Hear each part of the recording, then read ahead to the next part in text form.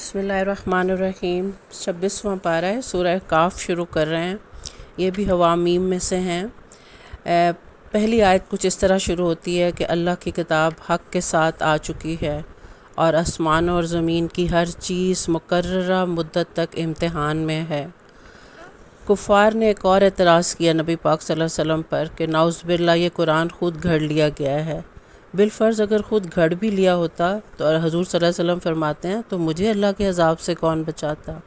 میں کوئی انوکھا رسول نہیں ہوں، بلکہ اس سے پہلے بھی کئی رسول اور انبیاء آئے ہیں، جس طرح ان پر وحی کی جاتی ہے میرے پر بھی وحی کی جاتی ہے، اور میں بھی اسی کی پیروی کر کر بتاتا ہوں۔ اور تمہارے اپنے راہب اور تمہارے اپنے عالم جو اچھے والے اہل کتاب ہیں، عبداللہ بن اسلام ہیں، کعب احبار ہیں، یہ سارے خود اسلام لا کر گواہی دے رہے ہیں، حق کی گواہی دے چکے ہیں۔ کافر بولے کہ اگر یہ دین اعلیٰ ہوتا تو پھر یہ غریب کمی کمین آگے پیچھے کیوں پھرتے؟ تمہارے ایلیٹس اور امیر امراء کیوں نہیں تمہارے پاس آتے؟ جو اسلام کے شروع میں جو تھے، جو غرباء اور جو مسکین اکٹھے ہوئے رہتے تھے۔ تو اللہ تعالیٰ فرماتے ہیں کہ دین حق جو ہمیشہ غربت میں ہی پروان چڑھا ہے، ہمیشہ غریبوں نے اپنے خون سے اس کو سینچا ہے، اور ایلیٹس جو ہیں وہ ہمیشہ سب سے پہلے مقابلے میں آئے ہیں۔ پھر اللہ اپنے پیارے یار حضرت اللہ تعالیٰ اپنے نبی کے یار حضرت ابو بکر کے فضائل بیان کر رہے ہیں۔ اس میں آیات اتری ہیں کہ اللہ پاک فرماتے ہیں کہ بھی دوست کیا خوب وفاؤں کا صلہ دیتے ہیں، کہ اپنے قدموں میں روزے میں جگہ دیتے ہیں، کہ صاحب یار جو تھے جنہوں نے صدیقیت کے تمغے ملے ان کو یار غار بنے، قدموں میں جگہ، 4 نسلیں صحابی۔ تو کیا وجہ تھی؟ اللہ نے ان میں حضرت ابو بکر کے اندر ایسے کیا اوصاف رکھے ہوئے تھے؟ اللہ تعالیٰ فرماتے ہیں کہ اپنے والدین سے اچھا سلوک، اور ماں جس نے کہ حمل کی، زچگی کی، رضاعت کی، تکلیف جھیلی، برداشت کی، اور جس کا 3 گنا باپ سے زیادہ رتبہ رکھا، اور جس نے کل 30 ماہ لگائے کہ تیرے جسم کے اندر طاقت آ جائے، جان آ جائے۔ تو اس امتحان میں بھی ابو بکر صدیق بہت اونچا، جو بہت اعلیٰ اترے، اور پھر جب 40 سال کے ہوئے، جب مینٹل میچورٹی آتی ہے، جب انسان کو اپنا زندگی کا پرپس کلیریفائی ہوتا ہے، تو پھر وہ دعا مانگتے ہیں حضرت ابو بکر ربی اوزینی ان اشکر نعمتک التی انعمت علیہ ولوالدیہ، یہ والی دعا۔ اور یہ ہمیں کیا میسج دے رہی ہے دعا؟ کہ میچورٹی آنے تک معرفت و عرفان حق ہو چکا ہونا چاہیے، کہ 30 سال کے بعد ذہن کو اور روح کی ہم آہنگی ہو جانی چاہیے، اور ہمیں کلیئر ہو جانا چاہیے کہ ہم کیا کرنے آئے ہوئے ہیں، اور ہم دنیا میں کھیل کھیلنے نہیں آئے ہوئے۔ پھر دوسری طرف جو ہے اللہ تعالیٰ بتاتے ہیں کہ قوم عاد کو بھی میں نے میکسیمم ٹیلنٹ سے نوازا تھا، پھر بھی گستاخی کر بیٹھے۔ قوم عاد کے علاقے کا نام احقاف تھا نا، جس نام پر یہ صورت ہے، اور اس کے معنی ہوتی ہیں ریتلے ٹیلوں والی جگہ۔ یہ یمن اور حضر موت میں ایک جگہ تھی۔ تو اللہ فرماتے ہیں کہ اتنے حواس، اتنے عقل، اتنے آرکیٹیکٹ مائنڈ اور اتنے ٹیلنٹڈ، لیکن رسول کی نافرمانی کر بیٹھے، تو آندھیوں سے جو ہے ان کو ایسی سزا ملی کہ ان کی کھوپڑیاں تک پاش پاش ہو گئیں۔ آج کل کے عذاب کیا ہیں؟ ہمیں کیا لگتا ہے؟ نافرمانی تو ہم بھی بہت کر رہے ہیں، لا علاج بیماریاں، یہ نافرمان اولادیں، یہ اولادوں کہ جو ماں کے جو دل توڑنے، اور یہ پیسے کے اندر خوشیاں جو تلاش کرنی، ایک دوسرے کا مال چھین کر، یہ بے سکونی اور ڈپریشن، ظالم حکمران، فیل ہمارے جوڈیشری اور تھانے، فیل ہمارے ہسپتال، کاروبار کے اڈے، یہ مدرسے، یہ سب کیا ہے؟ یہ ہماری سزاؤں کی قسمیں نہیں ہیں؟ جو ہماری نافرمانیوں کی سزائیں نہیں ہیں؟ آپ خود فیصلہ کریں۔ آیت نمبر 29 سے 32 تک جنوں کا قبول اسلام کا واقعہ آ رہا تھا کہ طائف سے واپسی پہ حضور صلی اللہ علیہ وسلم بہت اداس تھے، تو بازار عکاظ راستے میں آیا، تو اس کے پاس آپ نماز بطن نخلہ کی وادی میں نماز فجر پڑھا رہے تھے، تو کچھ جن اوپر سے گزرے، وہ نصیبن کے علاقے سے تعلق رکھتے تھے کہ 7-9 کی تعداد تھی ان کی، تو وہ ڈھونڈنے آئے تھے کہ بھی آسمانوں پر پہرے کیوں لگے ہوئے ہیں، عرب میں کوئی نیا چینج آیا ہے۔ تو انہوں نے حضور صلی اللہ علیہ وسلم کو قرآن پڑھتے ہوئے دیکھا، تو وہ نیچے اتر آئے۔ حضرت عبداللہ بن مسعود ساتھ تھے، تو آپ حضور صلی اللہ علیہ وسلم نے ان کو حصار ان کے ارد گرد حفاظت کے لیے باندھ دیا، اور پھر ان کو جو ہے تبلیغ اسلام دی اور وہ اپنی قوم کی طرف لوٹ گئے۔ سورہ محمد شروع ہوتی ہے۔ محمد کا نام قرآن میں 4 بار استعمال ہوا ہے۔ اس کے معنی ہے وہ جس کی بار بار تعریف ہو، بے انتہا تعریف ہو۔ شروع اس طرح ہوتی ہے سورت کہ جنہوں نے روکا اللہ کے راستے سے ان کے اعمال تو ہو گئے برباد، اور جو ایمان لائے ان کی برائیاں اللہ نے دور کر دیں اور ان کے بیڑے اللہ نے پار کر دیے۔ پھر جہاد میں سختی کرنے کا حکم آ رہا ہے کہ کافر سے رعایت نہ برتو۔ پہلی پریفرنس تو یہی ہے کہ اس کو قتل کرو یا اس کو قید کرو یا پھر فدیہ دے کے رہا کرو، یا یہ کہ احسان کر کے اس کو اپنے پاس رکھو اور وہ تمہارا سے اسلام سیکھے، تمہارے طور طریقے رہن سہن سے، اور اگر وہ اس کو موقع دو اسلام لانے کا، لیکن پہلی پریفرنس جو ہے وہ قتال ہی ہوگا۔ اور جہاد کو مومن کی کسوٹی بنا دیا گیا ہے کہ اسی سے مومن کے ایمان کی جانچ پڑتال ہوتی ہے کہ اللہ کی راہ میں کتنی جد و جہد کر رہا ہے، کتنی سٹرگل کر رہا ہے، اور اسی سے ہی اپ گریڈنگ ہوتی ہے، اور شہادت ہی اصل مقصد ہے، دنیا مقصود ہے ہی نہیں۔ اللہ تعالیٰ ان شہداء کو عنقریب جو ہے ڈائریکٹ فلائٹ دیں گے جنت کی، سیدھا بغیر حساب کتاب کے اعلیٰ مقامات پر پہنچائے جائیں گے۔ کبھی کبھی ہمارا روح اندر کی جو آواز ایک آتی ہے، ضمیر کہتا ہے کہ پورا قرآن جہاد سے بھرا ہوا ہے، جہاد کی آیات سے بھرا ہوا ہے، اور مکی دور میں سب سے پہلے قتال فرض ہوا۔ کتنے سال تو کتب علیکم القتال پر ہی چلتے رہے، پھر کتب علیکم الصیام آیا، اور پھر باقی چیزیں فرض ہوئیں۔ تو اس سے ہمیں کیا میسج ملتا ہے کہ آج کا جہاد کیسے ہوگا، کیسے کریں گے ہم یہ فلسطین، شام اور کشمیر کی بچیوں کے لیے کیا کر سکتے ہیں؟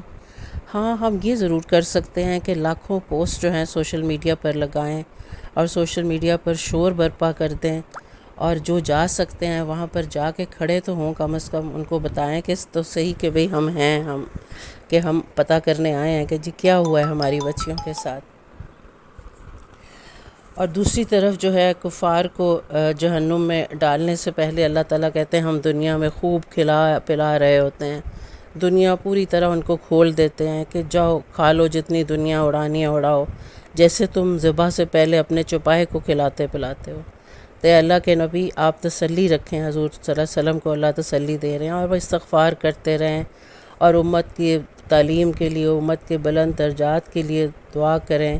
حضور صلی اللہ علیہ وسلم نے فرمایا کہ میں دن میں 70 بار استغفار کرتا ہوں، اور مومن مردوں اور عورتوں کے لیے بھی استغفار کریں، ہم بھی کریں استغفار، کیونکہ در نبی پر کی گئی توبہ جو ہے وہ تو فوراً قبول ہوتی ہے۔ تو استغفار کو درود میں لپیٹ کر پیش کریں تاکہ ہماری گناہوں کی توبہ فوراً قبول ہو جائے۔ اب منافقین کا مزاج بتایا جا رہا ہے، پھر بار بار جس طرح مومنین کی خوبیاں بتائی جاتی ہیں، اللہ ساتھ ساتھ منافقین کی علامات بھی بتاتے ہیں کہ جہاد کا حکم سن کر ہی ان کو غشی پڑتی، بہانے ڈھونڈتے۔ یہی تو کسوٹی تھی ایمان کی کہ جو ہے آج ہمارا بھی یہی حال ہے کہ ہم پیسے، جائیداد، وراثت، رشتہ داروں اور ان کی ذاتیوں کے چکروں میں پڑے رہتے ہیں، ارکان عبادت پورے ہیں، معاملات زیرو ہیں، ہم سوالیہ نشان بنے ہوئے ہیں، نہ ہم ادھر کے ہیں نہ ہم ادھر کے ہیں۔ اللہ فرماتا ہے کہ اگر یہ منافقین کفر کی طرف لوٹ بھی گئے نا، وہی قتل و غارت، وہی قطع رحمی، وہی لڑائی جھگڑے، یہ سب کچھ وہ اسی طرح ہی کریں گے، یہ لعنت کے ہی مستحق ہیں۔ پھر اللہ فرماتے ہیں کہ شیطانی وسوسے آ کر کہتے ہیں کہ ابھی جوانی ہے، لطف اٹھا لیں، بڑھاپے میں توبہ کریں گے، یہ بھی منافق کی ایک علامت ہے۔ کبھی مکہ والوں سے جو ہے خفیہ وعدے اور مشورے کرنے چلے جاتے۔ اس منافق کی جان کنی کیسی ہونی چاہیے؟ اللہ فرماتے ہیں ان کے منہوں پر، پشتوں پر مارے جائیں گے، فرشتے ماریں گے آگ کے شعلے، اور اس وقت جو ہے ان کی جان کنی کے وقت سے ہی جزا و سزا کا عمل شروع ہو جائے گا۔ اور جو چیز اللہ اور اس کے رسول کو ناراض کرتی ہے، یہ منافق ایسے ڈھیٹ ہیں کہ اسی کی ہی پیروی کرتے ہیں۔ ان کے دلوں کے کینے جو ہیں ایک کینسر بن گئے ہوئے ہیں، ایک خطرناک بیماری کہ خواہ مخواہ کی نفرت ہے کہ جو کہ ختم ہونے کا نام نہیں لیتی، کہ بنو اسماعیل میں سے کیوں حضور صلی اللہ علیہ وسلم آئے، بنو اسحاق میں سے کیوں نہیں آئے۔ اللہ تعالیٰ چاہتا تو ایک ایک منافق کا چہرہ دکھا دیتا۔ حضور صلی اللہ علیہ وسلم ان سب کو پہچانتے تھے، بلکہ ایک مرتبہ 36 منافقین کو نام لے کے مسجد نبوی سے نکالا گیا۔ سوچیں کتنی رسوائی ہوئی ہوگی۔ اللہ ہمیں حشر کی رسوائیوں سے بچائے کہ حضور صلی اللہ علیہ وسلم کبھی ہم سے منہ نہ موڑیں۔ اور اللہ فرماتے ہیں کہ ان کے جو طریقے ہیں منافقین کے، اس میں رسوائی ہی رسوائی ہے، اور اللہ اور اس کے رسول کی اطاعت کے اندر جو ہے بھلائی ہی بھلائی ہے 100%۔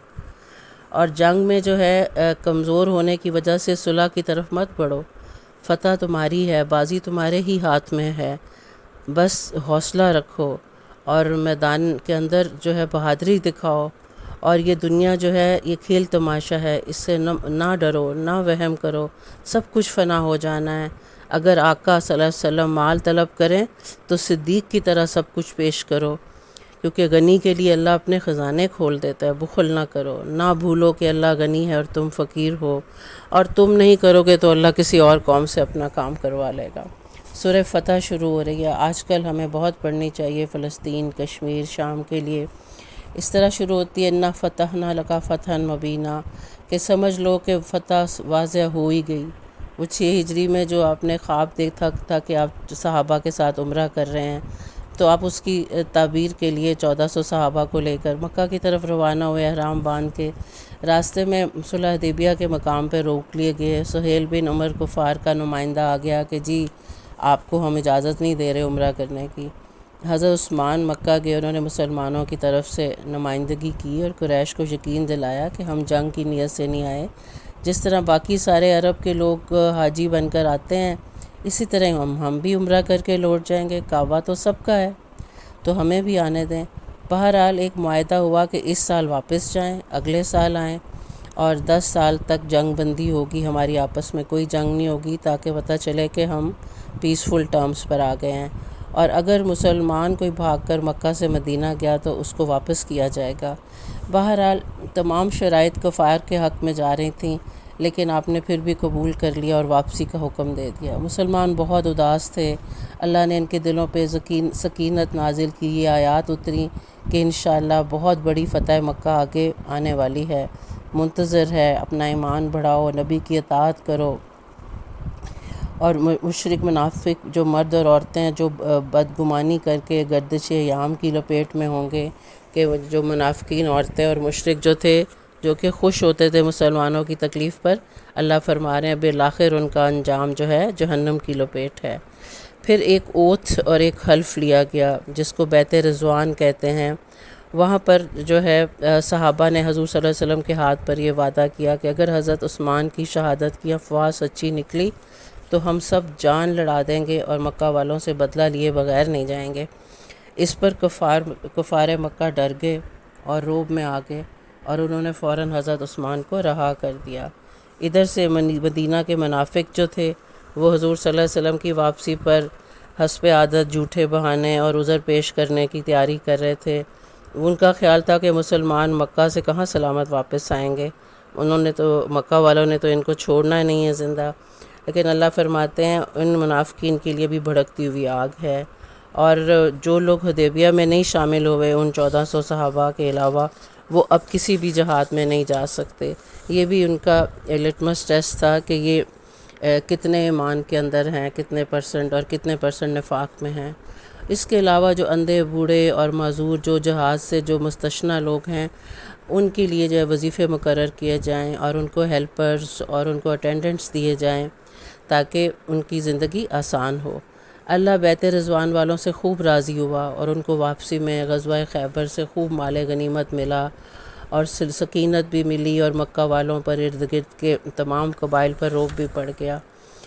حدیبیہ میں حضور صلی اللہ علیہ وسلم کی قتل کی ایک دفعہ سازش بھی کی گئی کہ 80 لوگ جو تھے وہ انہوں نے آپ پر حملہ کرنا چاہا، پر اللہ تعالیٰ نے صحابہ کا اور وحی بھیجی اور آپ کو بچا لیا گیا صحابہ کے ذریعے۔ صحابہ کرام جو ہے صلح حدیبیہ کی ایک فائدہ، ایک حکمت یہ نکلی کہ مکے میں جو کمزور مسلمان، کوئی بوڑھے بچے عورتیں جو نہ ہجرت کر سکتے تھے اور نہ ہی اپنا ایمان ظاہر کر سکتے تھے، وہ ظلم میں پس رہے تھے، مان چھپائے بیٹھے تھے، تو اگر حملہ ہو جاتا تو بے شمار پامال کر دیے جاتے۔ تو اس وقت جو ہے جنگ نہ کرنے میں یہ بھی ایک حکمت تھی کہ وہ لوگ بچا لیے گئے۔ پھر عمرے کے خواب کی تعبیر اللہ نے اگلے سال یوں پوری کی کہ عمرہ قضا کیا گیا اگلے سال۔ آخر میں اللہ تعالیٰ صحابہ کی فضیلت بتا رہے ہیں کہ یہ جو میرے صحابہ ہیں نا، یہ best ever souls which are sent on this planet. زندگی میں بہترین ایور جماعت کوئی لوگوں کی ہوگی نا تو یہ وہ جماعت تھی جن کو حضور صلی اللہ علیہ وسلم کا ساتھی بنایا جا رہا ہے۔ تو آقا کے غلاموں کا کیا کہنا، بلکہ ان کے غلاموں کا کیا کہنا،